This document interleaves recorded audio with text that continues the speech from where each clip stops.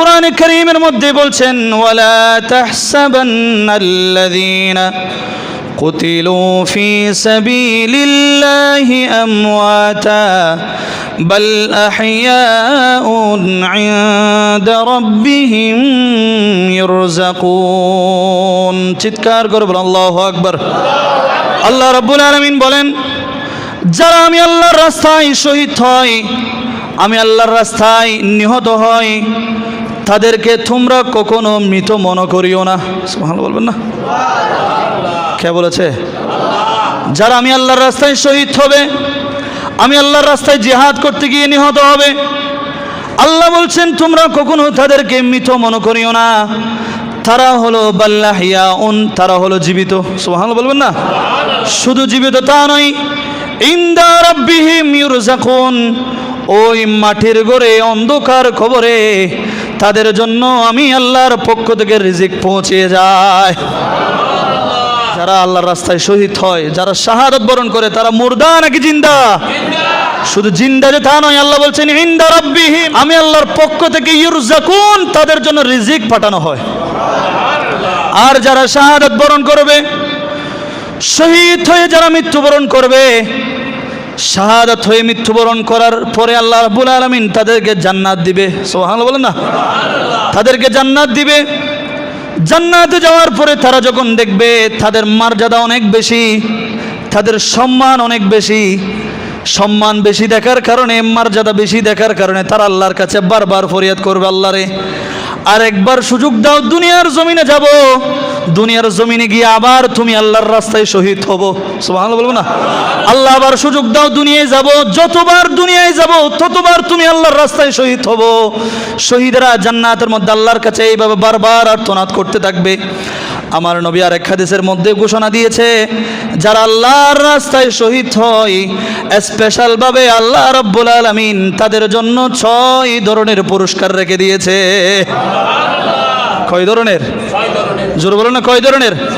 আমার নবীজি বলেন, লিশাহিদি ইনদাল্লাহি সিত্তু খিসালিন, যারা আল্লাহর রাস্তায় শহীদ হয়, আল্লাহ রাব্বুল আলামিন তাদের জন্য বিশেষ বিশেষ 6টি পুরস্কার রেখেছে। 6টি পুরস্কারের মধ্যে 1 নাম্বার পুরস্কার হলো ইউগফারু লাহু ফি আউয়ালি দাফাতিন ওয়া ইয়ারা মাকআদাহু মিনাল জিন্নাহ। যেই ব্যক্তি আল্লাহর রাস্তায় শহীদ হবে, ওই ব্যক্তির শরীর থেকে 1 ফোঁটা রক্ত জমিনে পড়ার আগে, কয় ফোঁটা? জোরে বলেন না? 1 ফোঁটা রক্ত জমিনে পড়ার আগে আল্লাহ রাব্বুল আলামিন ইউগফারু লাহু, তার জীবনের সমস্ত গুনাহগুলো মাফ করে দেয়। এবং নিহত হওয়ার কারণে সে যখন মৃত্যুবরণ করবে, মারা যাওয়ার সময় আজরাইল যখন তার জান কবজ করবে, রূহ নিয়ে যাবে, ওই সময়ে আল্লাহ রাব্বুল আলামিন তাকে এমন সম্মান দিবে, তার জন্য জান্নাতের মধ্যে যেই বাসস্থান, যে কক্ষটি আল্লাহ রাব্বুল আলামিন সুন্দরভাবে সাজিয়ে গুজিয়ে রেডি করে রেখেছে, মৃত্যুবরণ করার সময় তার স্থান, জান্নাতের স্থান তাকে দেখিয়ে দেওয়া হবে। সে শহীদ হয়েছে, শরীর থেকে 1 ফোঁটা রক্ত মাটিতে পড়ার আগে আল্লাহ গুনাহগুলো মাফ করে দিবে।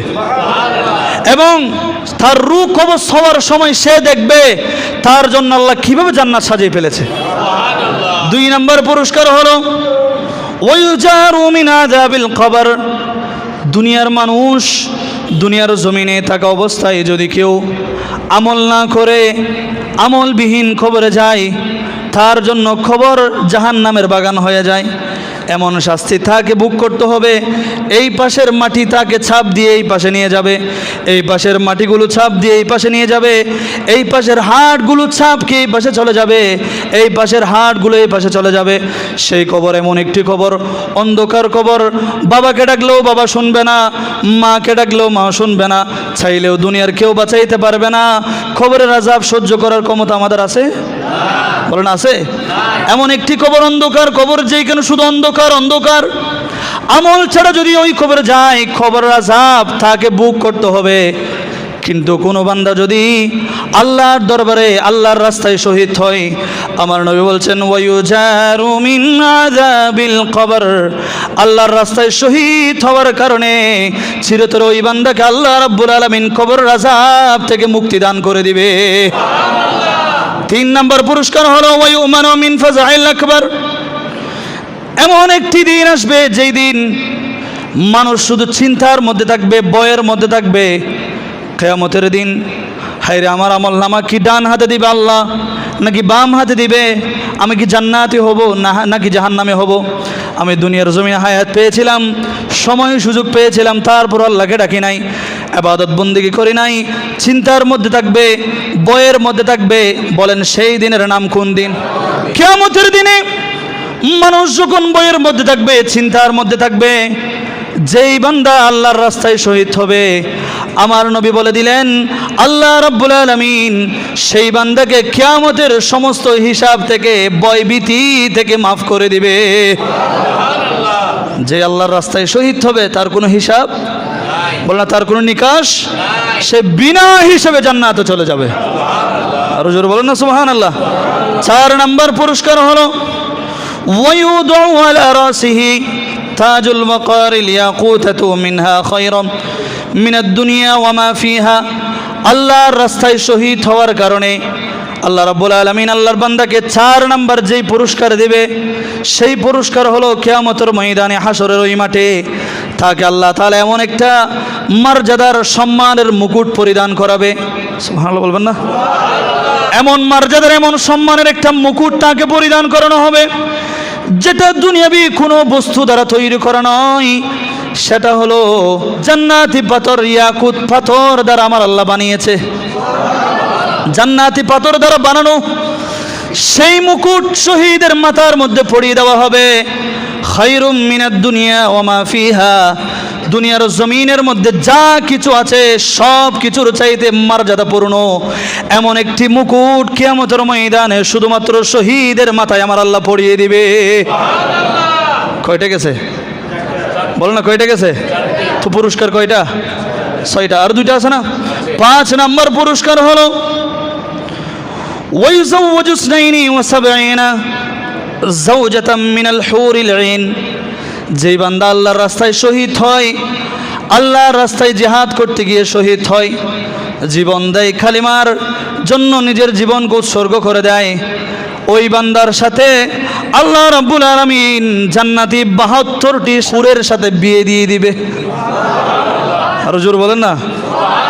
তো যারা 4, 5টা, 6টা, 10, 12টা বিয়ে করার ইচ্ছা আছে, আমি তাদেরকে বলবো যে এই দুনিয়ার মধ্যে একটা নিয়ে থাকেন, কষ্টবিষ্ট করে ইবাদত বন্দেগী করেন। আর ইবাদত বন্দেগী করবে কোনো মতে যদি আল্লাহকে রাজি করতে পারেন, জান্নাতের মধ্যে 72টা আল্লাহ আপনাকে দিবে। 6 নম্বর পুরস্কার হলো ওয়ায়ুশাফা ফি 70 মিন আকারিবিহি। যে বান্দা আল্লাহর রাস্তায় জীবন দিয়ে দেয়, নিজের রক্ত, পরিবার পরিজন সব কিছু বিসর্জন দিয়ে দেয়, আল্লাহ রাব্বুল আলামিন তার জন্য স্পেশাল পুরস্কারের মধ্যে 6 নম্বর এমন একটি পুরস্কার রেখেছে।